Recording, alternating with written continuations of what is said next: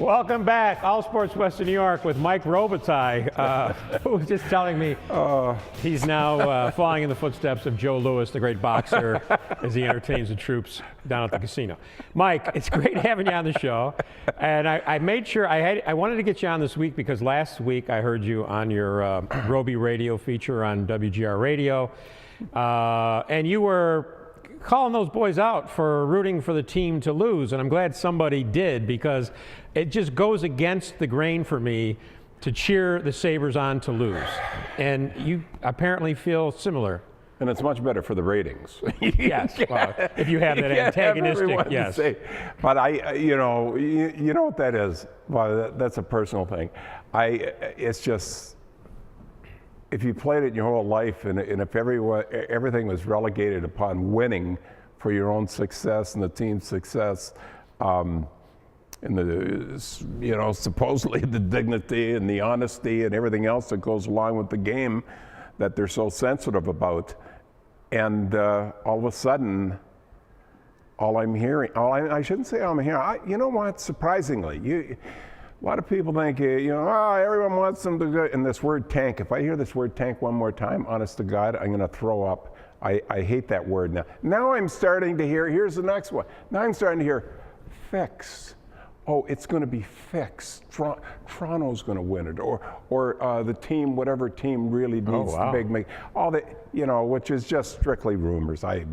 Well, my biggest problem with there's no guarantee. First of all, if you finish last, doesn't mean you're going to get the Connor McDavid. Exactly. That's number one. But number two, you put all those eggs in that basket. God forbid there's an injury to whoever their first-round draft pick is. Sabres have had a first-round draft pick in the past who it hasn't worked out for. Okay, it's happened more than once. So to say, well, this is the fix, the immediate fix, there's no guarantee. Yeah, no guarantee. Listen, he could break his ankle the first time he steps in the ice.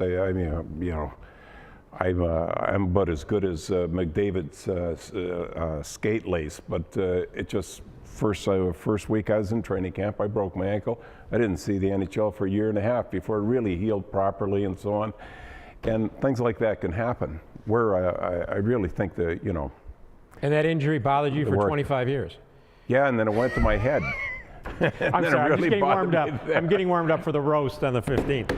And so you're right, that could happen. So you better have some ammunition around him, and certainly some good players to insulate him a little bit. And so he has a chance to kind of mature, instead of just doing it on his own out there. Our good mutual friend, Art Wander, said on this show a couple weeks ago that he wanted to see the team play very well but lose close games because then he felt like at least they're competitive. And that's been their MO the last couple of weeks. I mean, they've been in all of these games. Monday night, another prime example. They're competing as hard as I think they can compete right now.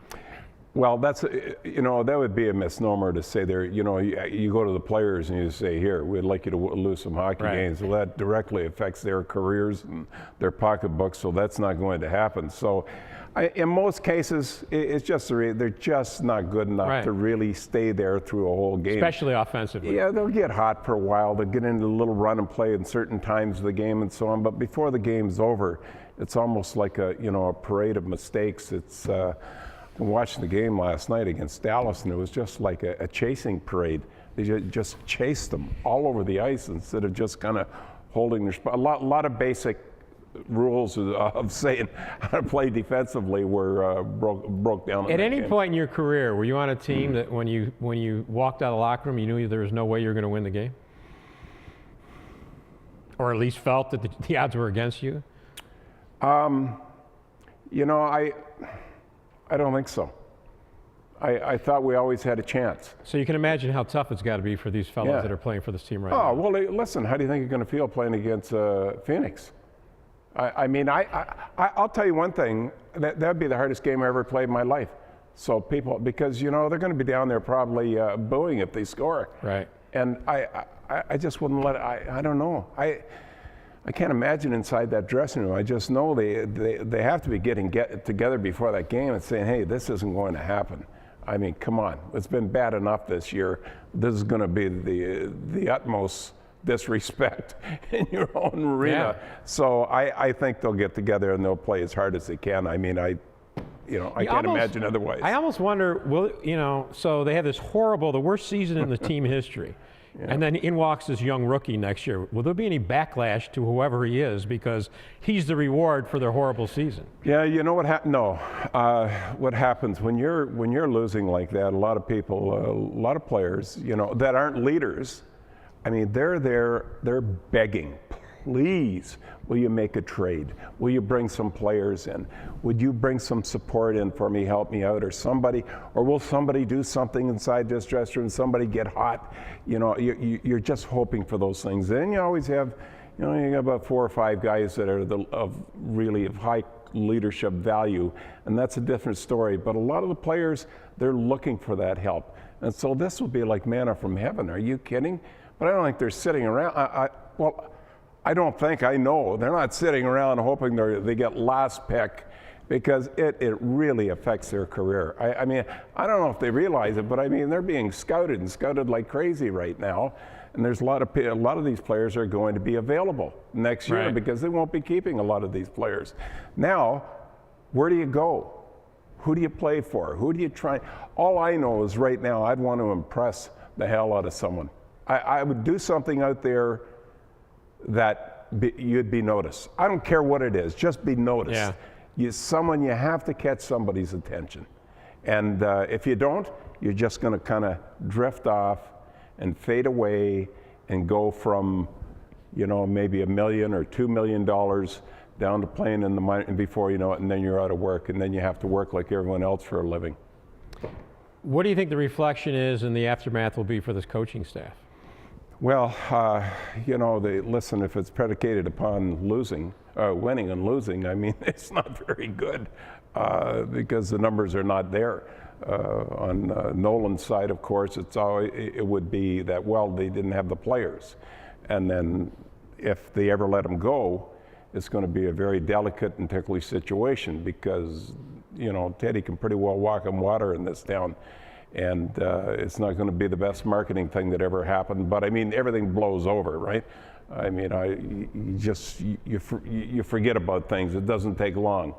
Bad things, a lot of good things and bad things happen every day, and we think about it for 3 days. Well, we go back to when he left the last time. I mean, there were protests out in the street. I mean, it was a very public and a very tough pill for fans to swallow. Yeah. But when they went to the finals, and first they went to the conference finals and then the Stanley Cup finals, you didn't hear much talk about where was Ted Nolan. The other thing is that Teddy has, I think he has another couple of years on his contract. Yeah, he signed a 3-year deal. If it does go that way, I mean, nobody has to feel bad for Ted, and I'm sure Ted will get over it. Yeah. He's got 2 years. He's probably got a beautiful deal still to go back in Latvia.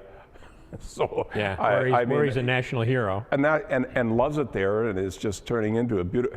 Actually, it's a terrific place, and he probably wouldn't be the end of the world to go back there and still make some very nice money, and the ownership will take good care of him here if he moves on, and he's got that contract in his hip pocket, and we'll see where it takes him. But I know it's grating on him, and it's grating on a lot of people, all this losing, and then there's a whole bunch of people that just love to see them lose.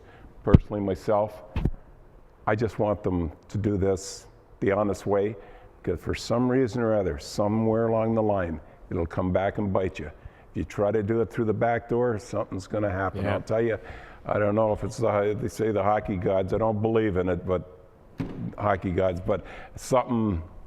Just sit right there, Mike, because we're going to take a commercial, and then when we come back, we're going to talk a little bit about the roast on April 15th. Oh. Can I use some of my material, try it out maybe, and we'll see how the yeah, sure. We'll be back with Mike Robitaille right after this.